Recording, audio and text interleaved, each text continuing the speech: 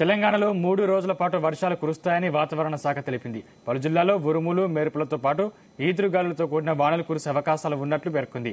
ఈ క్రమంలోనే yellow alert హెచ్చరిక జారీ చేసింది.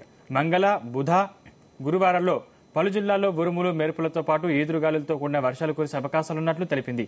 కొన్ని జిల్లాల్లో గంటకు 30 నుంచి 40 కిలోమీటర్ల వేగంతో గాలులు వీస్తాయని వెల్లడించింది.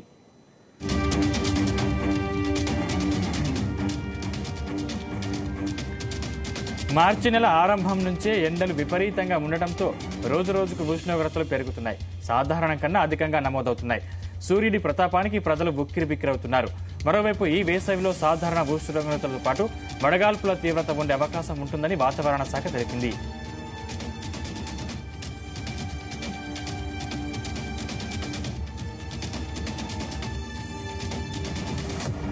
మహారాష్ట్ర నుంచి కర్ణాటక మీదుగా ఉత్తర కేరళ వరకు ద్రోణి కొనసాగుతున్న నేపథ్యంలో వర్షాలు కురిసే అవకాశం ఉందని వాతావరణ శాఖ పేర్కొంది.